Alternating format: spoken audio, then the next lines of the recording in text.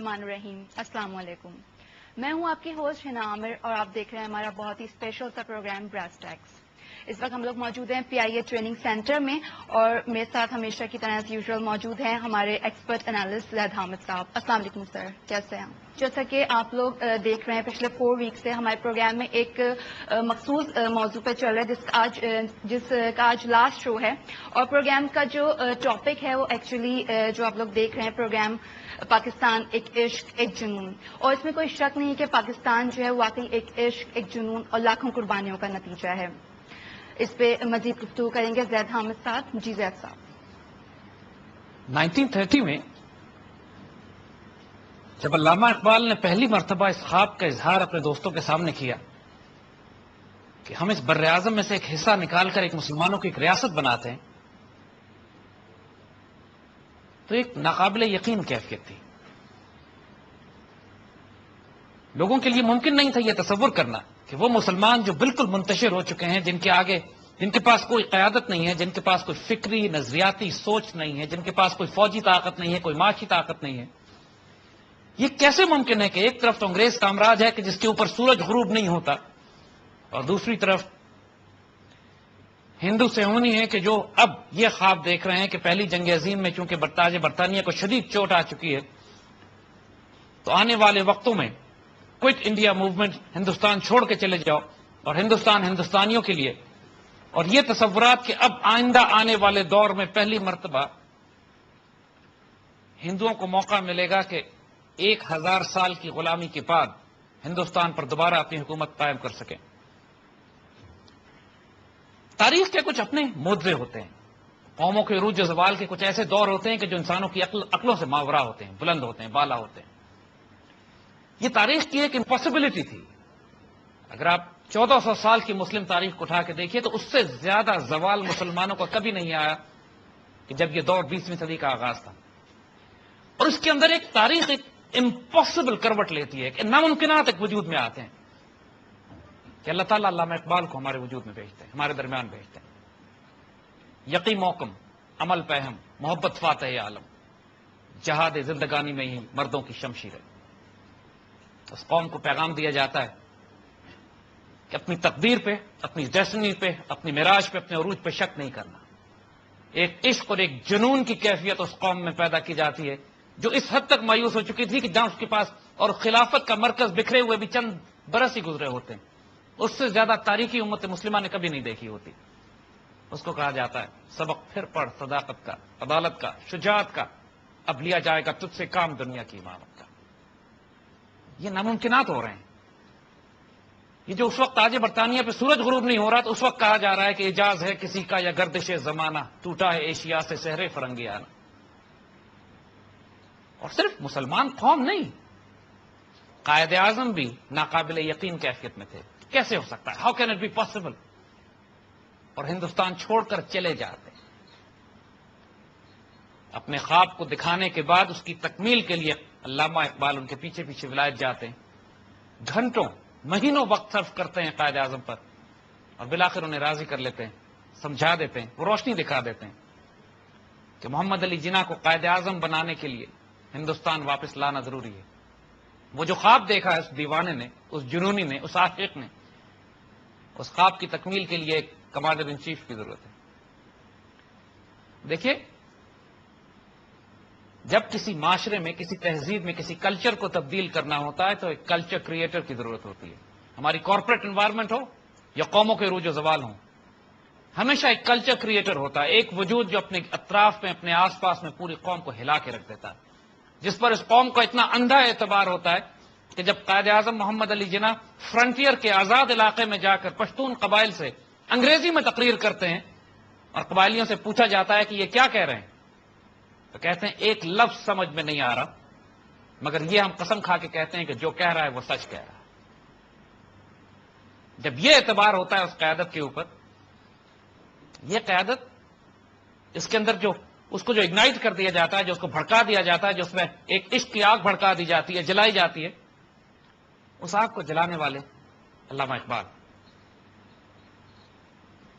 قائد اعظم کو پاکستان ہندوستان لے کر آتے ہیں, قوم ان کے حوالے کرتے ہیں,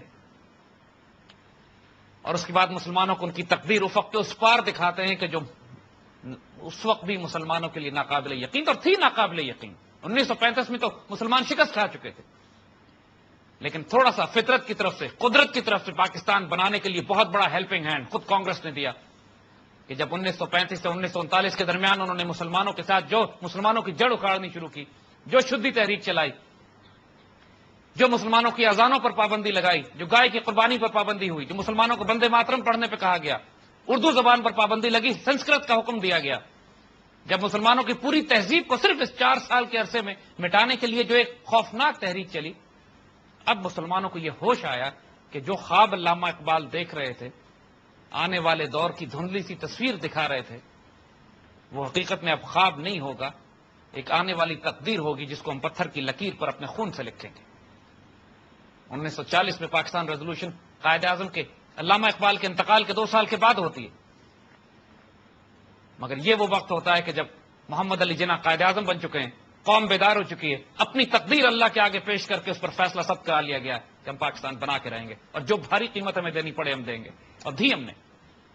40 لاکھ مسلمان کم قیمت نہیں ہے، 2-2.5 لاکھ بہنیں پیچھے چھوڑا، یہ کم قیمت نہیں ہے. تاریخ انسانیت میں، تاریخ اسلام میں ہم نے اتنی بھاری قیمت کبھی نہیں ادا کی تھے مختصر عرصے میں. جو 1946 اور 1947 کے درمیان اتنی بھاری تعداد میں مسلمان قربان کیے گئے. مگر پاکستان جو ہمیں ملا، جس پاکستان میں ہمارے بزرگوں نے خواب دیکھا تھا، ایک ایمان اور جنون اور یقین کی کیفیت حد تک جس پاکستان کے لیے انہوں نے ہر قیمت ادا کی، اس پاکستان کو اس وقت سے توڑنے کے لیے سازشیں کی جا رہی تھیں. جب یہ پاکستان بننے لگا تو اس وقت کانگریس کی حکومت نے اپنے آپ کو یہ ٹارگٹ دیا تھا کہ چند ماہ سے زیادہ یہ ملک نہیں چل پائے گا. برٹش امپائر نے اس بات کا پورا اطمینان کر لیا تھا کہ پاکستان نہ اپنا دفاع کر سکے، نہ اپنے پیروں پہ کھڑے ہو سکے، اور نہ اس ملک کی کوئی اقتصاد ہو، نہ معیشت ہو، نہ دفاع ہو. 40-50 لاکھ مہاجروں کا بوجھ، کوئی انڈسٹری اس پاکستان میں نہیں. جو مسلمان دستے دوسری جنگ عظیم کے بعد پوری دنیا میں بکھرے ہوئے تھے، ان دستوں کو واپس نہیں بلایا گیا. اس سے پہلے سکھ، ہندو، گورکھا ریجمنٹس کو واپس بلایا گیا کہ وہ ساری سیکیورٹی ڈیوٹیز ان کے پاس ہو. نتیجہ یہ ہوا کہ پورے ایسٹ پنجاب کے 80,000 مربع کلومیٹر کے علاقے میں ایک مسلمان زندہ نہیں بچا، کیونکہ سکھوں اور ہندوؤں کے ساتھ ساتھ گورکھا، ڈوگرا اور سکھ ریجمنٹس بھی مسلمانوں کو ذبح کرنے میں لگی ہوئی تھی. جیسا صاحب آپ کو بیچ سے انٹرپٹ کروں گی، لیکن اس وقت ٹائم ہو گیا بریک کا. ایک بریک لیتے ہیں، واپس آتے ہیں اور پھر سے آپ کی گفتگو کا سلسلہ یہیں سے جاری رکھیں گے. Take a short break, we'll be right back.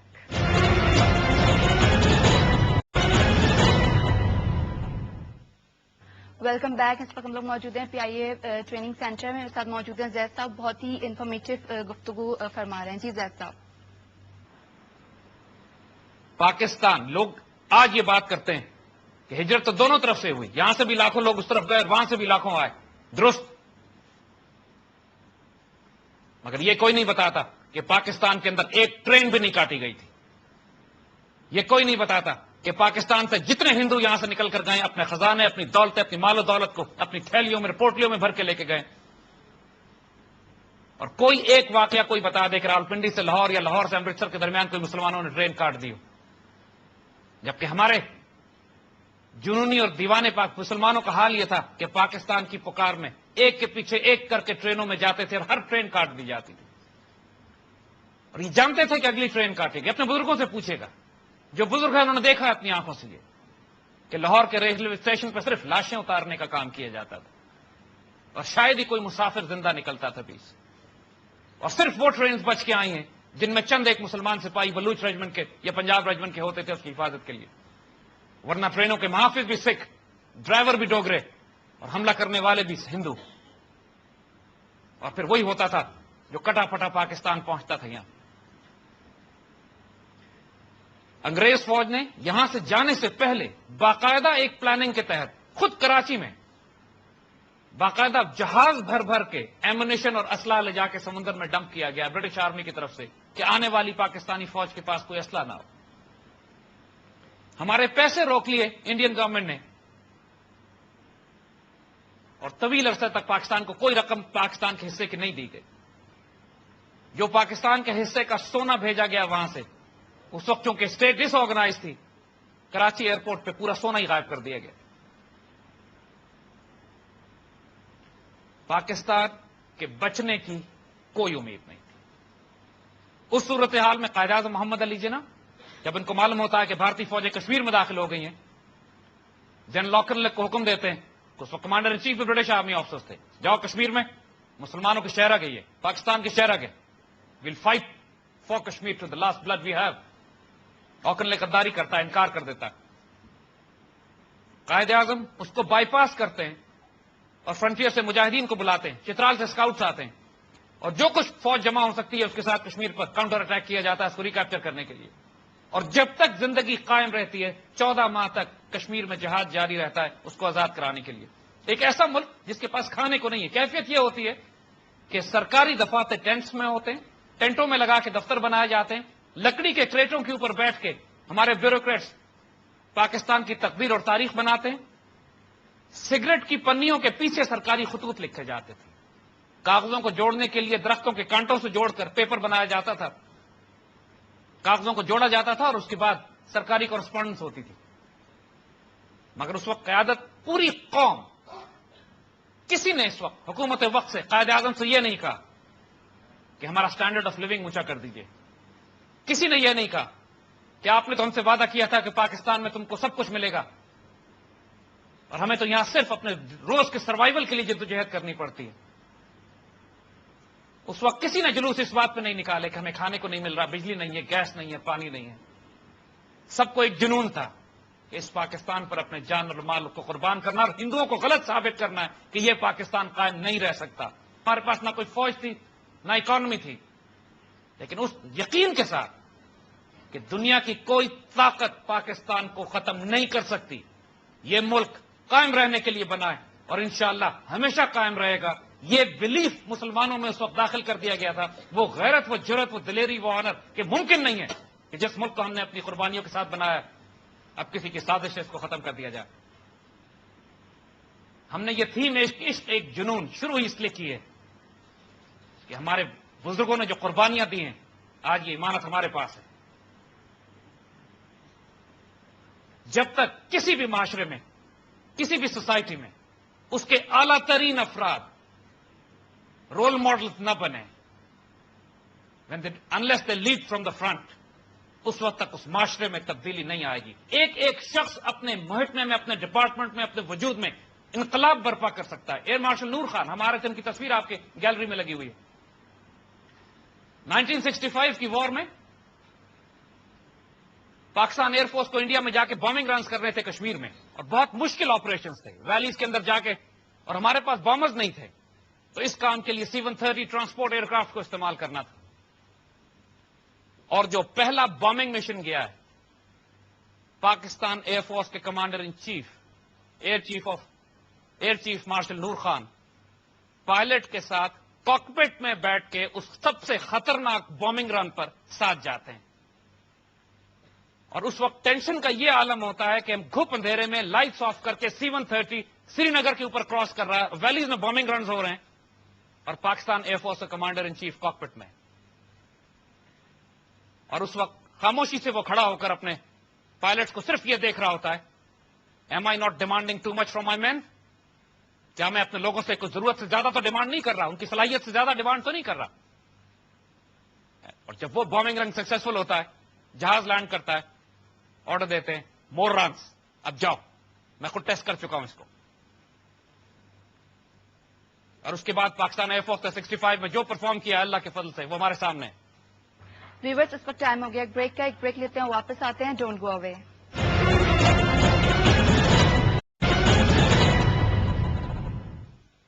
Welcome back, اور ہماری گفتگو کا سلسلہ جاری ہے. جی زید صاحب،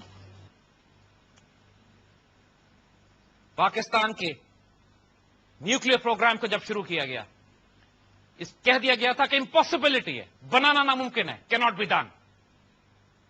دنیا کا کوئی ملک ہمیں کوئی ٹیکنالوجی نہیں دے گا، ہمارے پاس پڑھے لکھے سائنٹسٹ نہیں ہیں.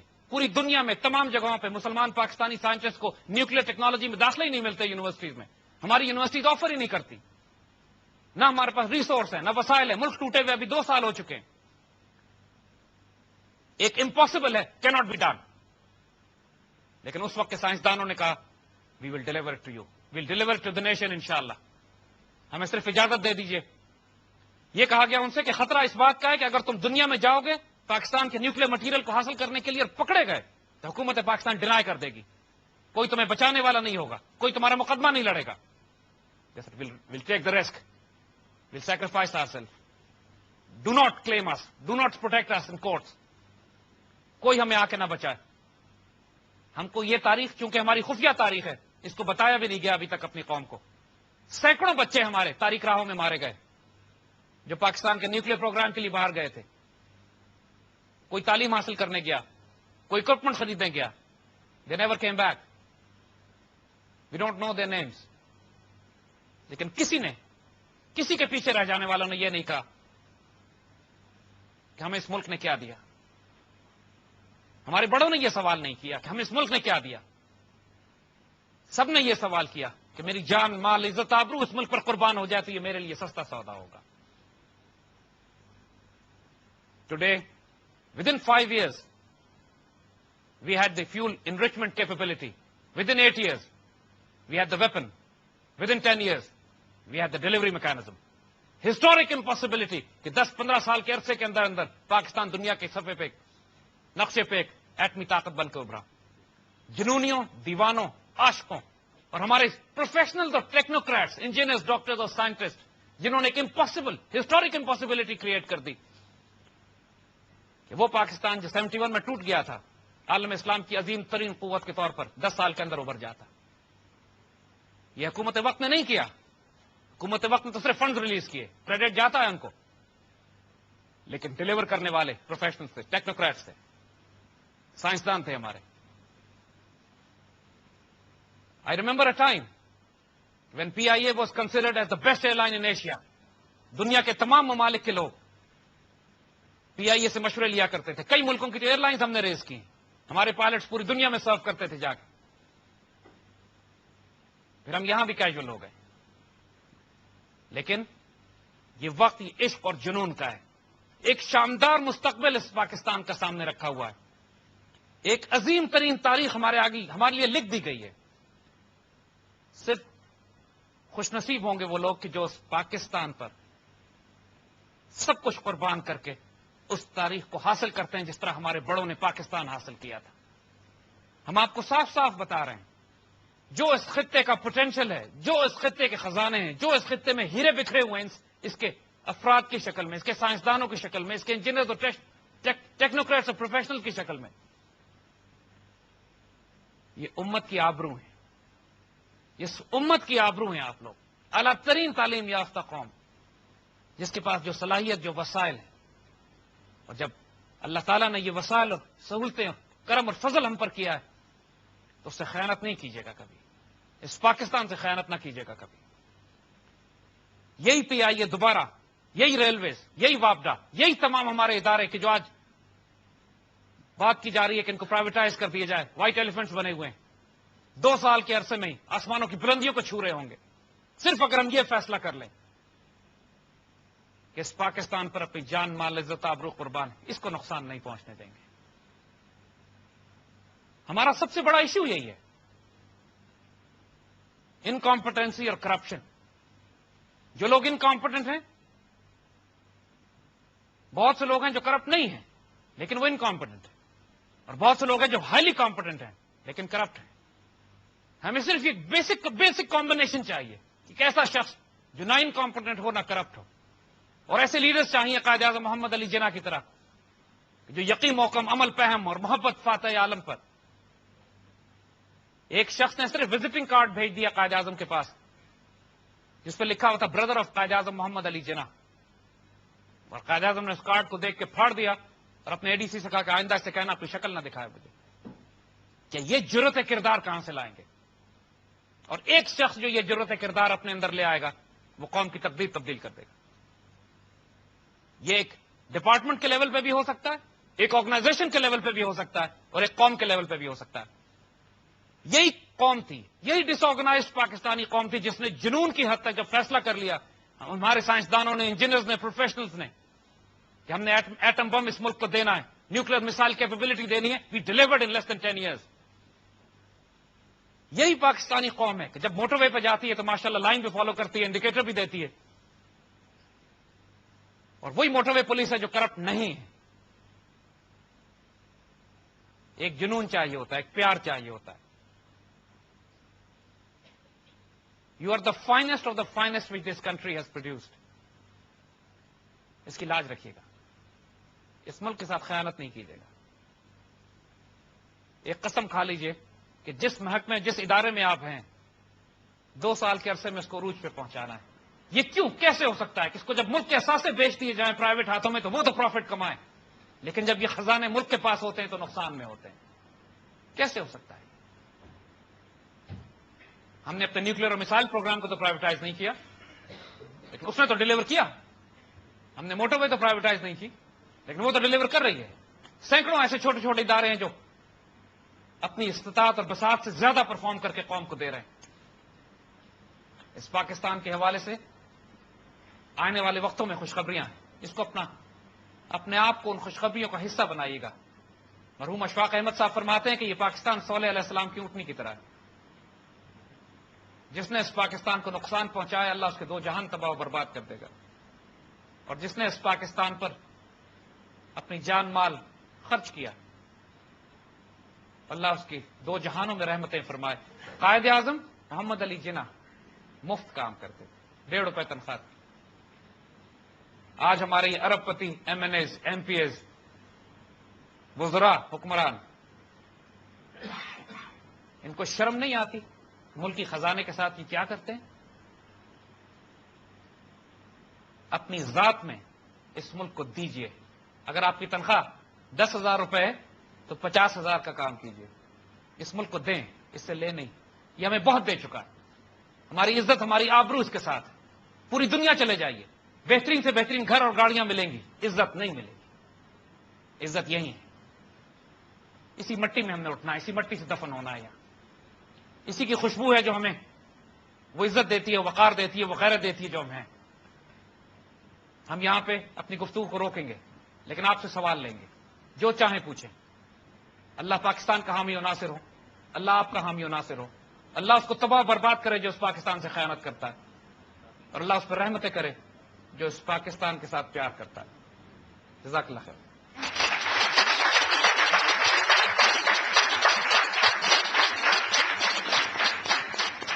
آپ لوگوں نے دیکھا اور سنا کہ جس طرح سے زیادہ حامد صاحب نے تحریک پاکستان اور جدوجہد پاکستان اور اس کے بعد نیو بورن پاکستان کے حوالے سے روشنی ڈالی ہے. شاید ہی ہم نے کسی بک میں بھی اس طرح پڑھا ہو. اس وقت ہم لوگ ایک سوال و جواب کا سلسلہ شروع کریں گے اپنے آڈینس کے ساتھ، لیکن اس وقت ٹائم ہو گیا ایک بریک کا. ایک بریک لیتے ہیں، واپس آتے ہیں. ڈونٹ گو اوے.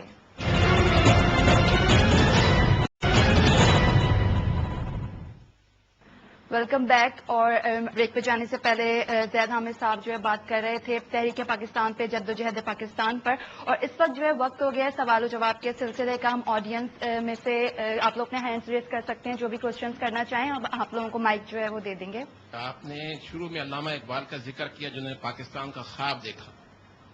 علامہ اقبال نے اپنے کلام میں ایک شعر کہا ہے، اور وہ شعر یہ ہے کہ اپنی قوم کو قیاس اقوام مغرب سے نہ کر، خاص ہے ترکیب میں قوم رسول ہاشمی. ہمارے آڈینس کو آپ یہ بتائیے، یہ سارے پڑھے لکھے لوگ ہیں، کہ قوم اور امت میں کیا فرق ہے. نہ میرا دوسرا کوشچن آپ سے یہ ہے کہ قائد اعظم نے یہ قربانیاں دے کر ملک بنایا، لاکھوں انسان اس میں کٹے. وہی قائد اعظم اپنی فرسٹ میڈن سپیچ میں یہ کہتے ہیں کہ اس مسلم لیگ میں سارے کھوٹے سکے ہیں اور یہ ملک کو نقصان پہنچائیں گے. اس پہ آپ کا کیا خیال ہے؟ دیکھیے، جب پاکستان نہیں بنا تھا اس وقت ہمارے پاس تو کوئی حکومت نہیں تھی، نہ ہمارے پاس ریاست تھی. ہمارے پاس صرف ایک آئیڈیالوجی تھی، نظریات. جب قائد اعظم نے یہ کہا کہ پاکستان تو اس وقت بن گیا تھا جب ہندوستان میں پہلا ہندو مسلمان ہوا تھا، تو پاکستان کا جغرافیہ 1400 سال میں تبدیل ہوتا رہا ہے. پہلے پاکستان ایک چھوٹا سا ملک تھا جب محمد بن قاسم اترے یہاں پر. پھر یہ پاکستان مختلف جغرافیہ تبدیل ہوتا رہا اور ایک وقت پورے ہندوستان میں پھیل گیا. اور پھر پاکستان سمٹ کے 1947 کے بعد 2 حصوں میں بنا. پھر اس 2 حصوں میں سے بھی ایک حصہ ہمارا الگ ضرور ہو گیا، لیکن پاکستان اس خطے میں اس وقت سے قائم ہے جب یہاں پہلا مسلمان داخل ہوا تھا. پاکستان مدینہ ثانی ہے، دوسرا مدینہ ہے، ایک دوسری نظریاتی ریاست جو اللہ رسول کے نام پر بنائی گئی ہے. اور علامہ اقبال نے جب یہ فرمایا تھا کہ جو شعر آپ نے فرمایا کہ خاص ہے ترکیب میں قوم رسول ہاشمی، ہمارا مغرب سے کوئی واسطہ اور تعلق نہیں ہے. ان کی قوم اور ہوتی ہے، ہماری قوم اور ہوتی ہے. ان کی قوم جغرافیہ سے ہوتی ہے، ہماری قوم عقیدے سے ہوتی ہے. ان کے وطن اور ہے، ہمارا وطن اور ہے. ان کا وطن ان کے عقیدے اور ان کے نظریات پر حاوی ہوتا ہے، ہمارا وطن ہمارے نظریے اور عقیدے کے تحت ہوتا ہے. ہمارے نزدیک صہیب رومی بھی ہیں، سلمان فارسی بھی ہیں، بلال حبشی بھی ہیں، لیکن وہ صرف ان کی شناخت کے لیے، تعصب کے لیے نہیں ہے. اور یہ قوم جب بنائی گئی تھی، جب قربانیاں دی گئی تھیں، تو سندھی، بلوچی، پٹھان، مہاجر اور کشمیری کے لیے نہیں دی گئی تھیں. جب ہندوؤں نے کاٹا تھا ہمیں تو یہ نہیں پوچھا تھا کہ تم شیعہ ہو کہ سنی ہو، سندھی ہو کہ بلوچی ہو کہ مہاجر ہو کہ پٹھان ہو. انہوں نے ہمیں اس لیے کاٹا تھا کہ تم مسلمان ہو. اور آج بھی ہمارا دشمن ہمیں اس لیے کاٹے گا کہ ہم مسلمان ہیں. اور جو فرقہ ڈالنے کی کوشش کرتا ہے اس قوم میں، جو صوبائیت کی بات کرتا ہے، علاقائیت کی بات کرتا ہے، لسانیت کی بات کرتا ہے، مذہبی اور سیاسی تفرقہ بازی کی بات کرتا ہے، اللہ، اس کے رسول اور ملائکہ اور مومنین کی بدترین لعنت ہو اس کے اوپر کہ وہ خیانت کرتا ہے اس امت کے ساتھ، اللہ، اس کے رسول کے ساتھ اور اس پاکستان کے شہداء کے ساتھ. ہم لوگوں نے غلطیاں کی ہیں پاکستان بننے کے بعد، ہمیں اس کی چوٹ بھی لگی ہے، لیکن قوموں کو چوٹیں لگ جاتی ہیں، کوئی آسمان نہیں گر جاتا اس سے. لیکن قوموں کو اپنی قوم پہ کھڑا بھی، پیروں پہ کھڑا ہونا پڑتا ہے، پھر اپنی غلطیوں کے کفارے ادا کرنے پڑتے ہیں. ہم نے دیے ہیں کفارے، اور شاید اور دینے بھی پڑے، لیکن انشاءاللہ ہماری تقدیر، ہمارا مستقبل، ہمارا آنے والا وقت، یہ پاک سرزمین، یہ کشور حسین انشاءاللہ شاد باد رہے گی. یہ نشان عزم عالی شان ہے، یہ ارض پاکستان، یہ مرکز یقین شاد باد. انشاءاللہ اس کو کچھ ہونے والا نہیں ہے کہ سایہ خدائے ذوالجلال ہے اس پہ. اطمینان رکھیے گا، لیکن اپنے آپ کو شاندار تقدیر کا حصہ دار بنائیے. Regarding the first question which you asked, that is regarding definition of a nation according to West and East. تو جہاں تک ویسٹ کا تعلق ہے، وہاں جب قوم کا ذکر کیا جاتا ہے تو وہ زبان سے، ایک خطہ زمین سے اور کلچر سے مل کے there are different things which amalgamate and then a nation becomes. But whereas Muslims are concerned, ہمارے لیے خطہ زمین، زبان، رنگ، نسل تعلق نہیں رکھتی. اسی لیے اقبال کا یہ شعر ہے کہ ایک ہو مسلم حرم کی پاسبانی کے لیے، نیل کے ساحل سے لے کے تا بقا کے کاشگر. یعنی آپ کی نیشن کے لیے یہ ساری چیزیں جو ویسٹرن نیشن کی ڈیفینیشن کو کمپلیٹ کرتی ہیں وہ ہمارے لیے ضروری نہیں ہے. مسلمان کسی بھی خطے کا ہو، کسی بھی رنگ کا ہو، کسی بھی نسل کا ہو، کوئی بھی زبان بولتا ہو، کوئی بھی کلچر کا ہو، وہ مسلمان ہے اور وہ ایک الگ قوم ہے جس کا باقی قوموں سے مقابلہ نہیں ہو سکتا. جی زید صاحب. ہم ایک خواب دیکھتے ہیں پاکستان کے لیے، انشاءاللہ اللہ نے کبھی چاہا تو یہ، اور یہ بہت جلد ہوگا کہ جب اس ملک میں وہ صالح قیادت آئے گی کہ جو اس مشن اور اس مقصد کی تکمیل کرے گی. ہم یہ خواب دیکھتے ہیں کہ جس طرح پہلے مسلمانوں کی حکومتوں اور خلافتوں میں، خلافت عثمانیہ میں ایک طرف ٹرکش بریگیڈ سے، ایک طرف عرب بریگیڈ سے، ایک طرف افریقن کورس تھی، اور پوری مسلمان ملت سے مسلمان دستے اس فوج میں شرکت کرتے تھے، پارٹیسپیٹ کرتے تھے جو امت کی آبرو کی حفاظت کے لیے پوری دنیا میں، ہر خطے میں، ہر علاقے میں مسلمان مملکت کا دفاع کرتے تھے. پوری مسلمان سلطنت میں جو چین سے لے کر نارتھ افریقہ تک اور آسٹریا ویانا سے لے کر یمن تک پھیلی ہوئی تھی، کسی مسلمان کو ویزے کی ضرورت نہیں تھی. ہر مسلمان دنیا کے ہر علاقے میں جس طرح چاہتا تھا جا سکتا تھا، اپنا کاروبار کر سکتا تھا، اپنے بچوں کو آباد کر سکتا تھا، اور اس کو وہی حقوق ملتے تھے جو ہر مسلمان کو اس پوری سلطنت میں ملتے ہیں. ہم بھی یہ خواب دیکھتے ہیں، علامہ اقبال نے بھی یہ خواب دیکھا تھا. ایک ہو مسلم حرم کی پاسبانی کے لیے، نیل کے ساحل سے لے کر تا بقا کے کاشغر. جب مغرب یورپین یونین بنا سکتا ہے، جب central Asian nations Shanghai cooperation group بنا سکتے ہیں، جب امریکنز نارتھ امریکن یونین کی بات کر رہے ہیں، تو ہم مسلمان یونائٹڈ اسٹیٹس آف اسلام کیوں نہیں بنا سکتے؟ ہم مسلمان اور خاص طور پر پاکستان، جب اللہ تعالیٰ نے ہم کو بائی ڈیفالٹ ایک اسلامک نیوکلیر پاور بنایا ہے، یہ تاج ہمارے سروں پہ رکھا گیا ہے، یہ خوشخبری ہمیں سنائی گئی ہے، تو اس کا ایک اللہ کے رازوں میں سے ایک راز یہ ہے کہ آئندہ آنے والے دور میں امت مسلمہ کی قیادت بھی پاکستان کے پاس آنے والی ہے. ہم ہمت کریں تو تقدیر لکھی گئی ہے. ہم وہ وقت دیکھتے ہیں کہ جب پاکستان کی فوجیں صرف پاکستانیوں پر مشتمل نہیں ہوں گی، ہمارے پاس بھی عرب بریگیڈز ہوں گے، ہمارے پاس بھی ٹرکش بریگیڈز ہوں گے، ہمارے پاس بھی افریقن بریگیڈز ہوں گے، ہمارے پاس بھی سینٹرل ایشین مسلمانوں کی یونٹس ہوں گے. ہم پاکستان ان تمام مسلم ممالک کی عزت اور آبرو کے محافظ ہوں گے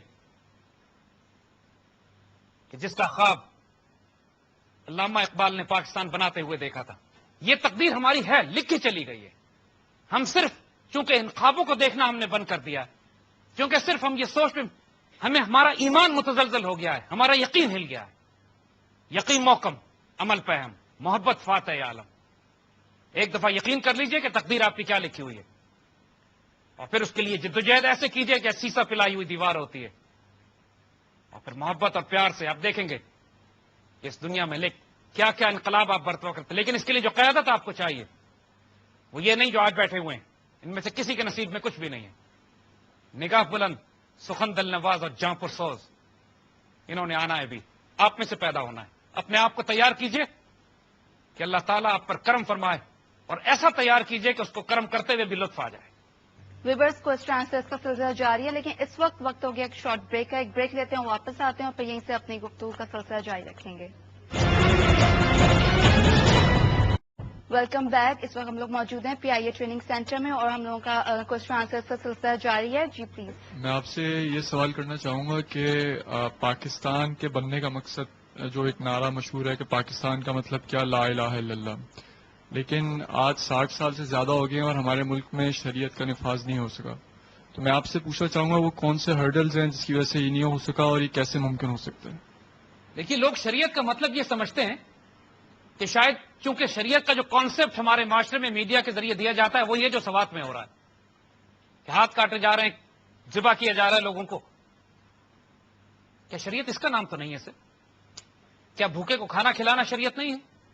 کیا یہ شریعت نہیں ہے کہ ایک ایسا معاشی عدل کا نظام ہو کہ جس میں پوری دنیا میں نہ کوئی سود اور ربا کا نظام ہو، نہ بینکنگ سسٹم ہو، نہ پیپر کرنسی ہو، اور کوئی ڈیویلویشن نہ ہو، کوئی کرنسی فلکچویشن نہ ہو، اور انسانوں کی تمام دولت ان کے پاس محفوظ ہو؟ کیا شریعت یہ نہیں ہے کہ ریاست ایک ایک شخص کی پینشن کی ذمہ دار ہو جب وہ بوڑھا ہو جائے، اس کی عزت اور آبرو کی محافظ ہو؟ کیا یہ شریعت نہیں ہے کہ سیدنا عمر یہ فرمائے کہ میں مدینے میں ہوتا ہوں لیکن دجلہ کے کنارے کتا بھی بھوکا مر جائے تو میں اس کا ذمہ دار ہوں؟ کیا یہ شریعت نہیں ہے کہ سیدنا عمر بن عبدالعزیز کے دور میں 2-3 سال کے عرصے میں ایسے واقعات ہو جاتے ہیں کہ لوگ زکات لے کر پھرتے ہیں اور کوئی زکات لینے والا نہیں ملتا؟ لوگوں نے شریعت کا کیا مفہوم سمجھ لیا ہے؟ کیا یہ شریعت نہیں ہے کہ جب ایک یہودی بھیک مانگ رہا تھا تو سیدنا عمر رضی اللہ تعالیٰ عنہ اس علاقے کے گورنر کو بلا کے ڈپٹ دیتے ہیں کہ جب یہ جوان تھا تو تم اس سے مزدوری لیتے تھے، اب یہ غریب ہو گیا یہ یہودی تو تم اس کا دھیان نہیں کرتے ہو، اس کے لیے پینشن مقرر کرو. اور پہلی مرتبہ دنیا میں غیر مسلم اقلیت کے لیے پینشن کا سلسلہ شروع کرایا گیا. ہم لوگوں نے غلطیاں کی ہیں اور اللہ تعالیٰ سے کیے ہوئے وعدے کو یقیناً توڑا ہے. اس کی سزا ہمیں لگ رہی ہے کہ آج ہم جو اللہ احسان جتاتا ہے اپنی قوم کے اوپر، لإلاف قریش إیلافہم رحلۃ الشتاء والصیف فلیعبدوا رب ھذا البیت الذی اطعمهم من جوع وآمنهم من خوف، کہ اللہ نے ان کو بھوک سے کھانا کھلایا اور خوف سے امن بخشا. یہ احسانات ہیں اللہ کے. تو جب اللہ عذاب میں مبتلا کرتا ہے تو لا اینڈ آرڈر کی کرائسس کھڑا ہو جاتا ہے، اکنامک کرائسس کھڑا ہو جاتا ہے. ہمیں خوف سے امن کے بجائے ہم خوف میں مبتلا کر دیے جاتے ہیں. بھوک میں کھانا کھلانے کے بجائے ہم معاشی کرائسس میں آ جاتے ہیں. یہ سزائیں ہیں، یہ آزمائشیں، امتحان ہے، یہ اللہ کی نشانیاں ہیں. ہمارے پاس کوئی چوائس نہیں ہے. جو کچھ سوات میں ہو رہا ہے اس وقت وہ ایک ریبیلین بھی ہے، ایک بغاوت بھی ہے اس ظلم کے نظام کی جو اس ملک میں قائم ہے پچھلے 60 سال سے. اور 60 سال سے قائم نہیں ہے، 160 سال سے قائم ہے، کیونکہ یہ وہی قانون ہے جو انگریزوں نے 1860 میں بنائے تھے. اب وقت ہے کہ اس کو تبدیل کیا جائے. نہ یہ نظام عدل جو یہاں قائم ہے انصاف دے سکتا ہے، نہ یہ معاشی نظام جو ربا اور سود اور بینک پہ قائم ہے یہ انصاف دے سکتا ہے. یہ بنائے گئے ہیں ایک ظالم قوم کی طرف سے ایک مسلمان قوم کو غلام رکھنے کے لیے. اور جو نظام چلا رہے ہیں اگر یہ اپنے آپ کو نہیں بدلیں گے تو یا اللہ ان کو بدلے گا یا مسلمانوں کی تلواروں سے ان کو ٹھیک کرے گا؟ ہونا تو ہے. جی نیکسٹ کوشچن. جی پلیز. پاکستان کی بنیاد مذہب پہ ہے، تو اس بنیاد پہ اٹیک کرنے کے لیے آج کل اس کی شکل کو اتنا مست کیا جا رہا ہے. لائک سوات کی آپ نے مثال دی جو لوگ ہیں، تو کیا ہم یہ کہہ سکتے ہیں کہ یہ نان مسلم یا پاکستان کے دشمنوں کے ایجنٹس ہیں؟ Thank you. دیکھیے، جب مسلمانوں میں کوئی ایسا گروہ پیدا ہو جائے جو ریاست کے خلاف، چاہے وہ دین کے نام پر فساد برپا کرے یا سیکولرزم کے نام پر کرے یا بلوچستان آزاد کرانے کے نام پر کرے یا پختونستان بنانے کے نام پر کرے یا شیعہ اور سنی کے نام پر کرے، اس سے کوئی فرق نہیں پڑتا ہمارے دشمنوں کو. ان کو صرف ایسے مقامی گروہ چاہیے جن کو یہ سپورٹ کرتے ہیں اور مدد کرتے ہیں اس ریاست کے خلاف بغاوت کے لیے، اس کو کمزور کرنے کے لیے. ایک بینچ مارک آپ کو دے دیتے ہیں، ایک سمپل فارمولا آپ کو دے دیتے ہیں. حکومت وقت غلطی کر سکتی ہے، مگر پاکستان کی ریاست کے خلاف بغاوت حرام ہے. یہ پاکستان اللہ اس کے رسول صلی اللہ علیہ وسلم اور اہل ایمان کی امت کی آبرو کا نام ہے. اس نے اس پاکستان کے جغرافیے کو کمزور کیا، اس کے رفاج کو کمزور کیا، اس کی معیشت کو کمزور کیا، اس کے مسلمانوں کو قتل کیا، اس کی نہ نماز کام آئے گی، نہ روزہ، نہ حج، نہ زکات. اور جس گناہگار نے اپنا سب کچھ اس پر قربان کر دیا، اللہ کی خاص رحمت میں ہوگا. یہ جو کچھ دین کے نام پر فساد برپا کیا جا رہا ہے وہ صرف فتنہ اور فساد ہے، اور اس کو ختم کرنے کا صرف ایک طریقہ ہے کہ ریاست دین کے اصل پہلو کو، اصل چہرے کو ریاست مسلط نافذ کرے، ریاست پریزنٹ کرے کہ اسلامی فلاحی ریاست کس کو کہتے ہیں. اگر ریاست انگریزوں کے بنائے ہوئے ناپاک سودی ربا کے نظام پر چلے گی تو پھر ان دہشت گردوں کو موقع ملتا ہے کہ یہ اپنی ناپاک حرکتوں کے لیے دین کا لفظ نام استعمال کر سکیں. یہ ذمہ داری ریاست کی ہے، عدلیہ کی ہے، اس ملک کے دانشوروں کو، علماء کو، اس ملک کے میڈیا کو، اس ملک کے حکمرانوں کو اب ہوش میں آنا چاہیے. اور وہ تمام مسلمان جو اپنی اپنی جگہ پہ اس ملک کی خدمت کر رہے ہیں، آپ لوگ ہیں، پروفیشنلز ہیں، انجینئرز، ڈاکٹرز اور سائنٹسٹ، اس ملک پر اپنا سب کچھ قربان کر دیں. ہم دیکھنا چاہیں گے، آج ہم پی آئی اے کے آڈیٹوریم میں ہم دیکھنا چاہیں گے کہ 2 سال کے عرصے میں یا اس سے بھی کم میں دنیا کی اعلیٰ ترین ایئر لائن پی آئی اے کو ہونا چاہیے. انشاءاللہ ہوگی اور ہو سکتی ہے، کیوں نہیں ہو سکتی.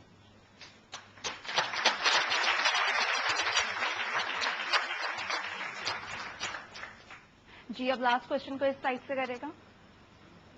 جی پلیز. پاکستان میں اور اسلام کے نام پہ بہت سارے ڈسکشنز تو ہوتے ہیں، پرابلمس تو ڈسکس کیے جاتے ہیں، بہت سارے لوگ آتے ہیں، باتیں کرتے ہیں، بہت کچھ بتایا جاتا ہے، پوچھا جاتا ہے، لیکن صحیح گائیڈ لائن کیا ہے؟ ہمیں گائیڈ لائن کون دے گا، کون بتائے گا واٹ از رائٹ؟ صحیح بندہ صحیح جگہ پہ، right person at the right place at the right time, اس چیز کے بارے میں گائیڈ لائن کون دے گا؟ کیا کیا جا سکتا ہے؟ دیکھیے، تھینک یو. 2 گائیڈ لائنس کی بات ہے یہاں پہ. پہلی بات ہے نظریاتی آئیڈیالوجیکل گائیڈ لائنس. پاکستان کی نظریاتی اور آئیڈیالوجیکل گائیڈ لائنس کے لیے علامہ اقبال کو پڑھیے. دیر از نو پاسبلٹی کہ اقبال کو ریوائو کیے بغیر، اقبال کو زندہ کیے بغیر ہم دوبارہ اپنے مقصد حیات کو حاصل کر سکیں. اللہ تعالیٰ نے اقبال کا رول ختم نہیں کیا، قائد اعظم کا رول محدود تھا، پاکستان بنا کر آپ انتقال کر گئے. مگر اقبال جنہوں نے قائد اعظم کو تیار کیا، جنہوں نے امت کو تیار کیا، جنہوں نے ایک ویژن دیا، فکر دی، سوچ دی، ان کا رول 21ویں صدی میں بھی اسی طرح قائم ہے جس طرح 20ویں صدی میں تھا. بدنصیب ہوگی یہ قوم اگر اقبال سے ہم نے فائدہ نہ اٹھایا. یہ نظریاتی ڈائریکشن ہے. اور جہاں تک اس کا تعلق ہے کہ پروفیشنلی، ٹیکنیکلی ہم اپنے اداروں کو درست کیسے کریں، اس کا ایک سمپل آسان فارمولا ہے. ٹرانسپلانٹس بند کر دیجئے. ٹرانسپلانٹس کا مطلب یہ ہے کہ پاکستان آرمی کا کمانڈر ان چیف نیوی کا سربراہ نہیں ہو سکتا. اسی طرح نیوی کا سربراہ جو ہے وہ ایئر فورس کا چیف نہیں بن سکتا، اس بات کے باوجود کہ وہ کتنے اعلیٰ ترین تعلیم یافتہ لوگ ہیں. اسی طرح جو پروفیشنل ادارے ہیں ان میں باہر سے ٹرانسپلانٹ بند کر دیجئے. کیا پی آئی اے کے اندر اپنا کوئی شاندار اعلیٰ ترین باکردار آنےسٹ انٹیگریٹی والا پروفیشنل گروپ ایسے نہیں ملتا کہ جو اسی میں سے پروموٹ ہو کے چیئرمین پی آئی اے بنایا جا سکے؟ ٹرانسپلانٹس کرنے کی کیا ضرورت ہے؟ ریلوے کا چیئرمین ایک باہر سے شخص لا کے بٹھانے کی کیا ضرورت ہے؟ اداروں کو جب تباہ کرنا ہو تو ان میں باہر سے ٹرانسپلانٹس لا کے بٹھا دیجئے، وہ ادارے تباہ ہو جائیں گے. ان کو جوڑنے کا، ان اداروں کو پروفیشنل بنانے کا طریقہ صرف یہی ہے کہ آپ ہی میں سے لوگ اٹھیں، پی آئی اے کے سربراہ بنیں، اور لیکن شرائط صرف 2 ہوں گی. آنےسٹی پہ کمپرومائز نہیں ہوگا اور ایفیشنسی پہ کمپرومائز نہیں ہوگا. اور جب یہ 2 معاملات جتنے محکمے اور پروفیشنل ادارے ملک میں ہیں ان کے اندر انہی میں سے جو اپنے مزاج کو جانتے ہیں، اپنے لوگوں کے ساتھ 30 سال سروس کی ہوئی ہے، ان کو بائی پاس کر کے باہر سے ایک سیاسی اپوائنٹی لا کے بٹھا دیا جاتا ہے جس کے ویسٹڈ انٹرسٹ ہوتے ہیں، وہ بیڑا غرق کر کے چلا جاتا ہے اور کوئی جواب دہ نہیں ہوتا کسی کو. ادارے ایسے تباہ ہوتے ہیں. اس کو درست کر لیجئے، اپنے اندر احتساب کیجئے، اپنے دوستوں کی مدد کیجئے. ہوتا ہے، پریشرز ہوتے ہیں، بچوں کی فیس دینی ہوتی ہے، گھر میں بیماریاں ہوتی ہیں، پرابلمز ہوتی ہیں، سسٹم الاؤ نہیں کر رہا ہوتا، بہت ساری چیزیں، آدمی فرسٹریٹ ہوتا ہے، دل چاہتا ہے کرپشن کر لوں میں. یہی امتحان ہوتے ہیں، یہیں پہ اپنے بچوں کو حرام سے بچائیں. Don't fall for the trap. اب خود بھی اپنے آپ کو مضبوط کریں، اپنے بھائیوں ساتھیوں کی مدد کیجیے. Make joint funds with in each other. Unions میں جو آپ کے فنڈز ہوتے ہیں کہ جس کو محتاجی ہے، ضرورت ہے، کمزوری ہے، اس کو ایک سوشل سیکورٹی، ایک بینیفٹ دے دیجیے. لوگوں کو کنونس کریں کہ حرام نہیں کھاؤ، اس ملک سے خیانت نہیں کرو. یہ کلچر پیدا کرنا پڑے گا. یہ گم ہو گیا ہے ہم سے. ہمیں اپنے میڈیا میں، اپنے تعلیمی اداروں میں، اپنے دفتروں میں جتنی مرضی پلاننگ کر لیں، اگر موبائل فون آپ کے بیچ میں سے گم ہو جاتا ہو پھر کیا فائدہ؟ یونیورسٹیز اور کالجز میں اعلیٰ ترین تعلیم یافتہ بچے ہیں، لیکن بٹووں میں سے پیسے گم جاتے ہیں، موبائل فون نکل جاتے ہیں. پھر کہاں مورالٹی، کہاں ایتھکس، کہاں اخلاقیات؟ باقی سب بیکار ہے. اس کے بعد حرام اور حلال کی تمیز ہمارے ملک کا سب سے بڑا کرائسس آف مورالٹی ہے. بدترین، ناپاک ترین لوگ جنہوں نے اس ملک کی عزت اور آبرو بیچ کے کھا گئے، وہ حکمران تو بن جاتے ہیں، ان کا احتساب نہیں ہوتا. اور جو بدترین فساد کرنے والے لوگ ہیں اس ملک میں، جنہوں نے ملک میں بیڑا غرق کر دیا فساد برپا کر کے، کوئی جج، کوئی عدالت جرت نہیں کرتا کہ ان کو سزا سنا سکے خوف کے مارے. تو ایسی عدلیہ کا ہم نے کیا کرنا ہے اور ایسے حکمرانوں کا ہم نے کیا کرنا ہے. لیکن یاد رکھیے گا، اس کا مطلب یہ نہیں ہے کہ ریاست تباہ کی جائے. اس ریاست پہ سب کچھ قربان کر دیں اپنا. انشاءاللہ تبدیلی آپ میں سے آئے گی اور خیر کے لیے آئے گی انشاءاللہ.